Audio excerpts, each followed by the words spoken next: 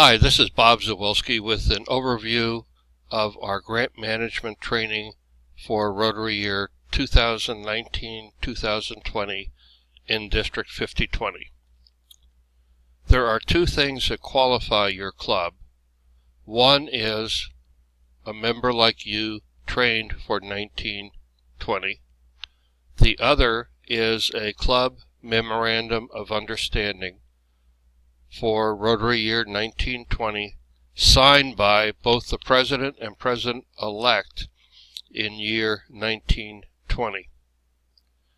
A copy of the Club Memorandum of Understanding will be on the District's Club Runner website on the Foundation tab.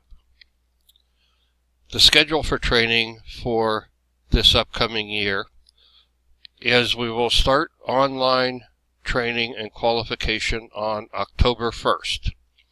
You can train either online or in person. Either one will qualify you. We are doing in-person training and a separate project fair in Nanaimo on Sunday, October 14th at Vancouver Island University, and in Lakewood on Saturday, October 20th at Clover Park Vocational College, Rotunda. To register, email judybryan@shaw.com, JABYRON@shaw.com. Grant applications will open at 9 a.m. on Saturday, February 2nd, 2019. To give you a feeling for a typical grant year and how that flows, we will be opening February 2nd, as I said. We will start with an underestimated dollar amount. We assign DCG numbers, and after that we wait for your email indicating that your application is ready for review. We use the applications to build a spending plan to request funds from the Rotary Foundation.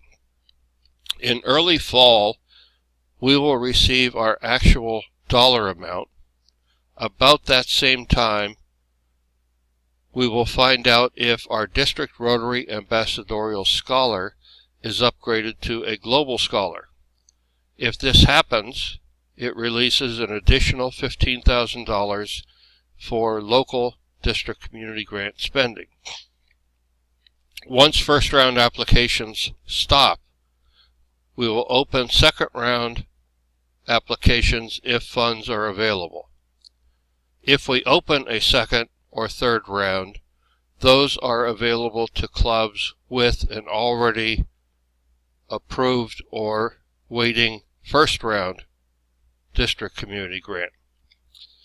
In December 2019, we will ask clubs with outstanding grants if their community grant is on track to complete. From then forward, we will have a queue waiting for available funds. An update on global grants.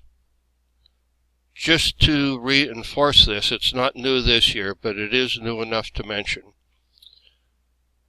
You have the ability to do grants within a grant with low-cost shelters and simple schools.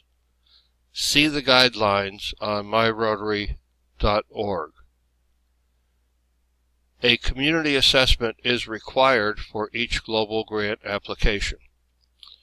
You can find community assessment tools on myrotary.org, and also a copy of the community assessment form will be on the District's Foundation tab on the website.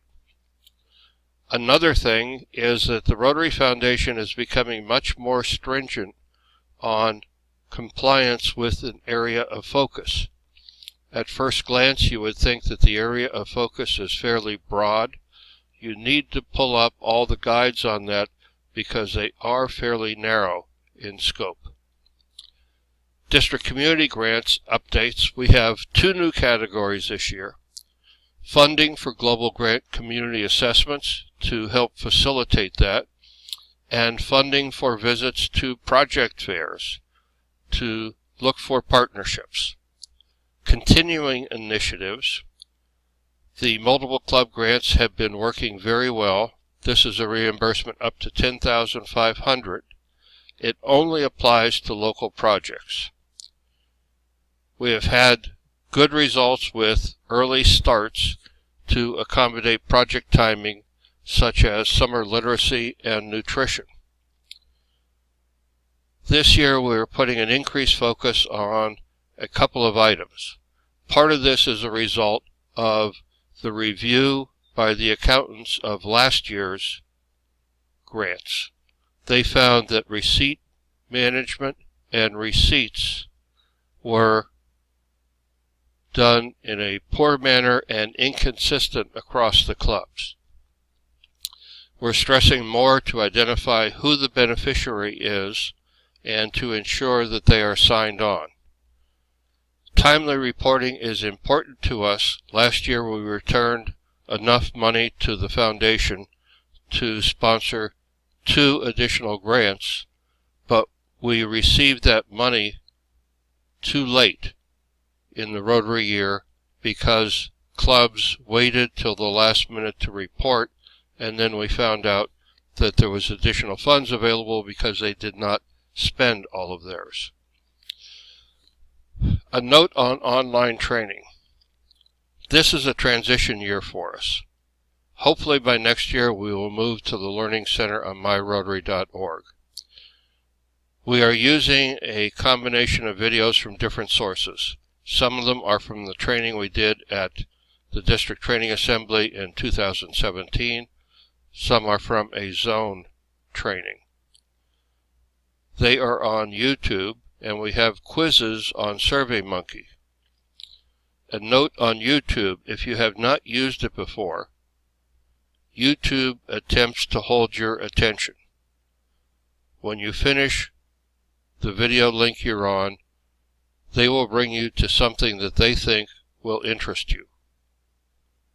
Be cautious with this and just return to the course outline, otherwise you'll find it will take you many hours to complete the grant training. There are 3 quizzes. The passing score on each is 90%. If you fail a quiz, you may need to re-enter the quiz in order to retake. Once you complete all 3 quizzes, you will receive an email notifying you about your qualification. As usual, if you have any questions, get in touch with your district foundation committee.